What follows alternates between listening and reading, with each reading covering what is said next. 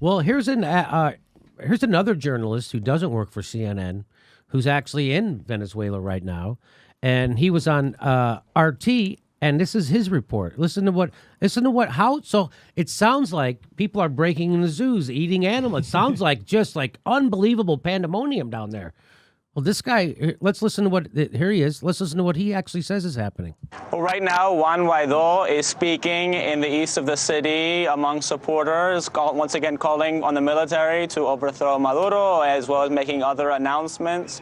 Meanwhile, life continues as normal in most parts of the city.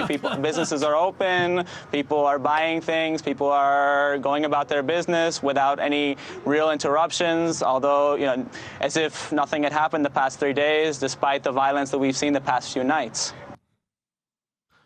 Wow. So it sounds like crazy down there.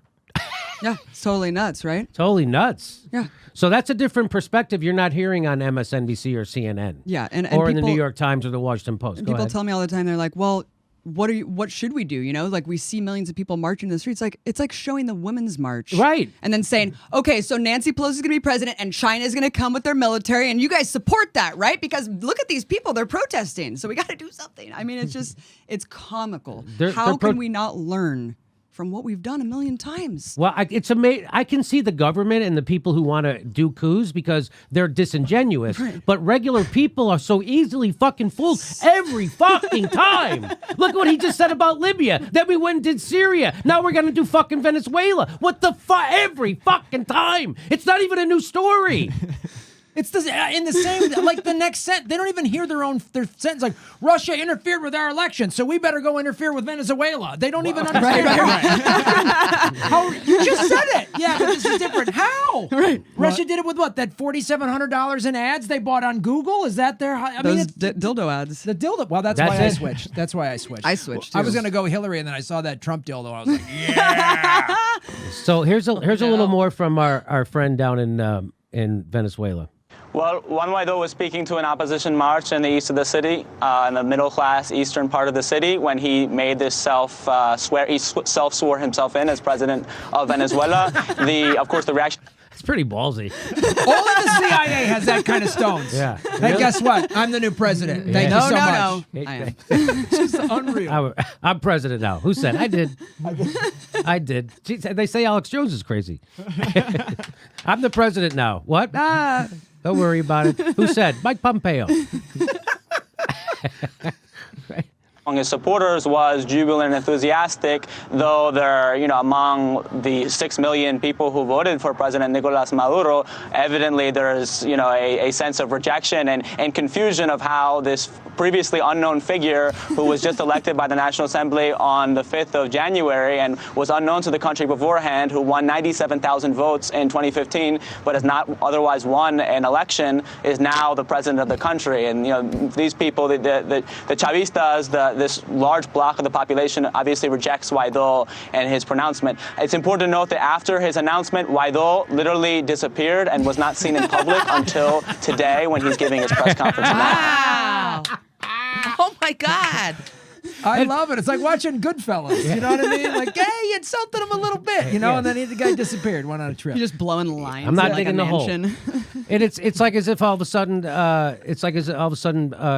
I declare Ocasio-Cortez as president. And then she went and swore herself in. Right. I'm the president now. That's it. Everybody deal with it. And then Facebook switched it from Trump to Ocasio-Cortez. Because Facebook switched it immediately. And Instagram. Isn't that amazing? Yeah. Twitter There's deleted no the space verification between the Maduro government and immediately. Facebook. The government is, Facebook is the government. Yes. So let's see what else this guy says. Which is a strange behavior for someone who is now supposedly the president of the country. Yeah, great leadership. Yeah. He just dips out. I'm the leader. Guy got to go to hide. So, but the U.S. coup is not going as planned.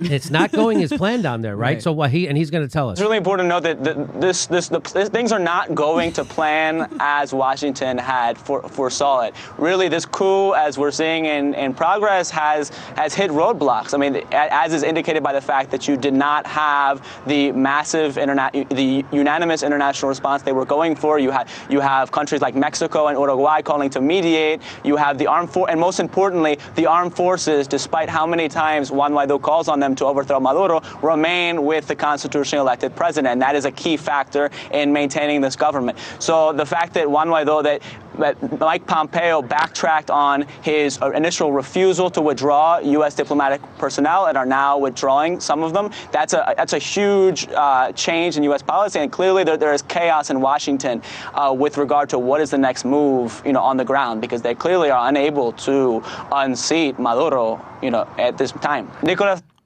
Jeez. So that's good news, right? It is. I mean, that's good. I guess that's what happens when you have a self-sworn-in president just Irish goodbyes himself out of the presidential palace. It's amazing. There's a little bit more I think he has to say. Maduro, though extremely unpopular, does have a solid floor, around 30% of the population. He is unpopular, but the opposition is equally or more unpopular than Maduro. It's important. So that's the thing. So yes, Maduro is people's lives are hard right now, so the government is unpopular, except he's more popular than anybody else, right? There's no one more popular than him, like as you were saying, and he's going to explain it more.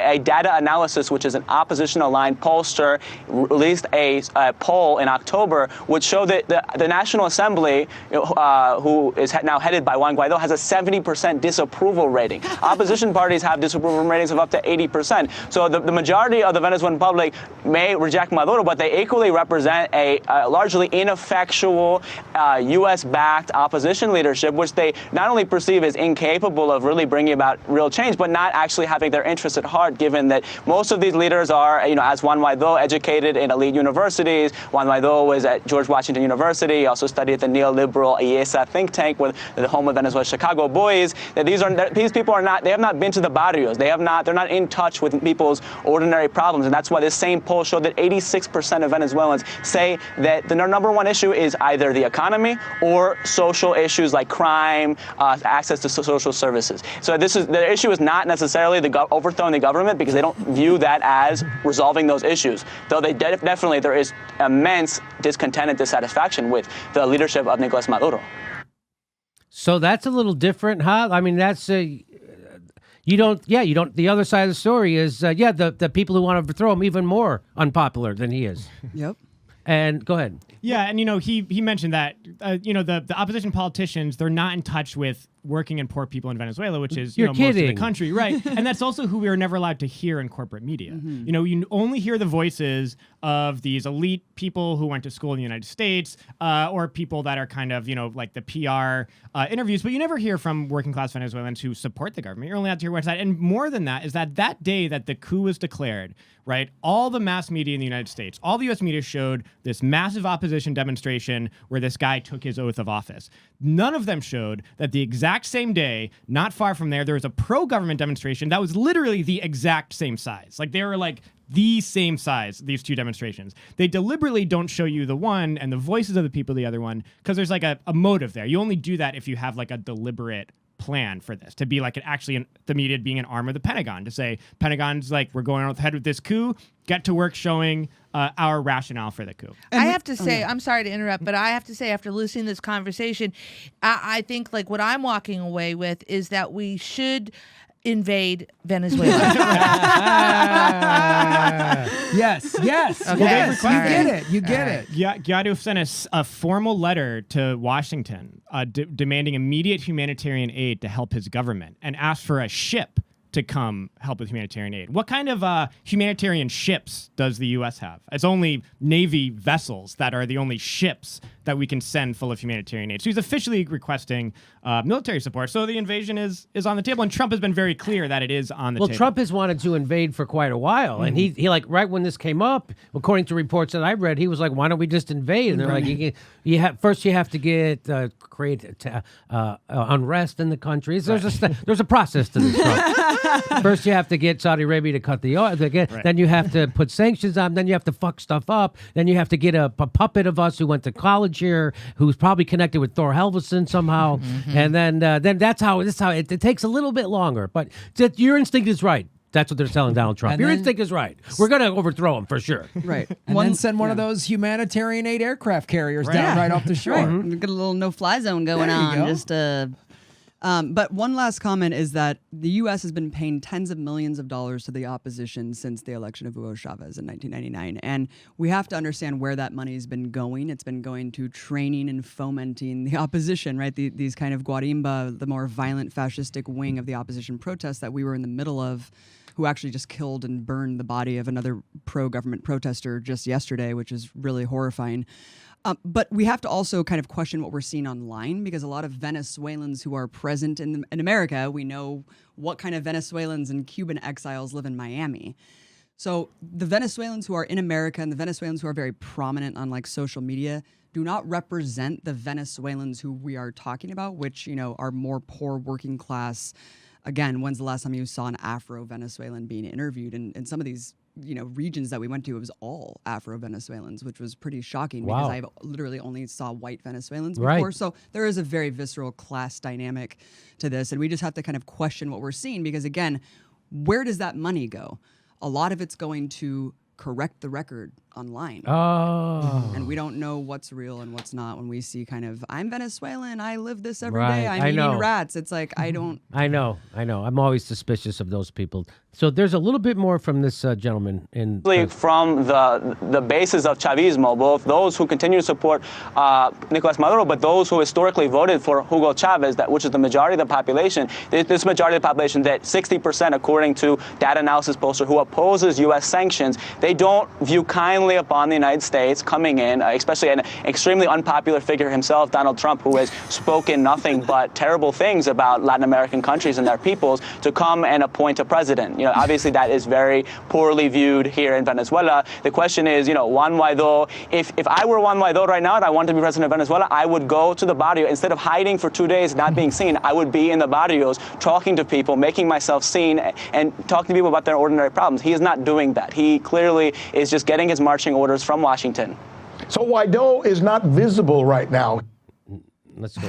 And that guy's from Venezuela Analysis, an excellent source on the ground. Venezuela Analysis. Unbelievable. Really and also all the things that we're talking about, just really quickly, a plug for both of our Twitter accounts and YouTube on the Empire Files, because we have a playlist for all our Venezuela coverage that really goes in depth to all the issues that we're talking about. We've also spent the last week pulling clips and sound bites from all of the coverage, putting them on our Twitters to try to just counter this coup propaganda. And it's really important that we do this.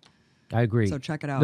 He's got a little bit more to say. No, actually. the atmosphere is definitely kind of an eerie calm in that sense that people reject although there has been violence in various communities in the last 3 nights, the overwhelming majority of Venezuelans, they lived through the violence of 2014, the violence of 2017. They don't want their communities to be destroyed, their public and private property to be damaged, infrastructure, etc. They're not taking part in these violent protests. And the desire of most Venezuelan people is to have their most pressing everyday issues resolved and not have any kind of violent outcome, which, you know, is very real given the escalation that the United States is pushing right now.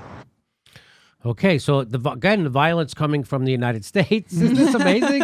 It's the same. It's the oldest story in the world, and it drives me nuts that people who follow the news closely have no idea what's going on in Venezuela, and it's the same old fucking story as Iraq. It's the same old story as Libya, Syria. It never ends. It's the same old fucking story, and here we are. There's natural resource. You know, when Trump says Syria is just sand and death, it's not what's in Syria that people want. People want to put a pipeline through Syria. That's a big deal, right? So that's why that sand and death is important, because the pipeline's going to go through there, and it would be natural gas, which now Putin and the Russians supply to Europe, and of course they want to have that pipeline do it. So that's what this. So again, people even know that. That drives me nuts, and that's just one of the reasons we're in Syria, right? There's Israel also wants us there to counter Iran, and so again, it is. By the way, none of these things have anything to fucking do with us.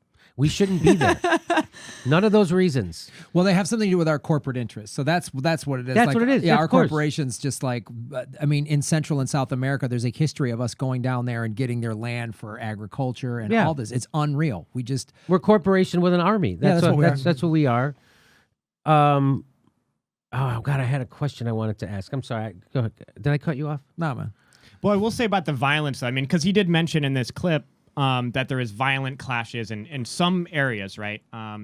baroness, which is like a largely opposition. So one of the responses have been, well, the government is just going out and killing the opposition now, right? And then you hear again, like 14 people were killed over the last 3 days. So it's this dictatorship going and murdering people just for protesting. These are armed clashes. And this was the case in 2017 and 2014, where there's deaths at protests. There's deaths on both sides. There's deaths of civilians, and it's not no peaceful protest has ever been repressed, to my knowledge, in Venezuela. I've never seen any evidence of that. The protests where there is violence from the security forces is when there are guns, explosives, all types of violence coming from the protesters. And so in this protest, when they claim that the government massacred 14 people or so in the last few days, the protesters were dropping grenades on police from overpasses. This is where, as Abby mentioned, they spotted someone who they recognized as a government supporter. They murdered him and set his body on fire. The opposition is a big fan of setting people on fire in Venezuela, which is pretty disturbing. And so when people start to hear there's repression, there's deaths, I mean, there's obviously a context to it. And in fact, I will say that in 2017, when there were protest deaths and there was deaths on both sides, security forces were killed, protesters were killed. Whenever a police officer or military was accused of excessive force or the wrongful death of someone, they were arrested and tried in court. I mean, can you imagine that happening in the United States? I mean, when do we see police? But it's a dictatorship, yet over 100 security forces in 2017 were arrested and tried for being accused of excessive And all force. you have to do is see some of these youth that we interviewed. I mean, we went and just did man on the streets in Venezuela in one of the busy, thoroughfares. And these kids are like, you'd have to be fucking insane to call us a dictatorship. They're like, in what place do you call a place that has 28 elections in the last 20 years a dictatorship? I mean, it's just so amazing to hear from Venezuelans themselves to debunk it. And that's why I really encourage, I haven't really seen anyone else go and really get the word from Venezuelans themselves. Don't take it from us. All these reports have Venezuelans speaking for themselves. It's just the other side of the story. We're announcing our live dates for 2019. We're going to Chicago and Portland, Seattle, New York, all over the country. Go to jimmydorecomedy.com for a link for all our tickets to all our shows. It'll be right underneath there, too. Please become a patron if you like our content and help support the show. You can become a patron for $5 a month, and we give you hours of bonus material. And make sure you're subscribed. They unsubscribe people every day. I'm not kidding. Make sure you're subscribed and click that bell so they give you a notice when we drop a video. It's the only thing we can do to fight back against the bastards. Thanks for your support.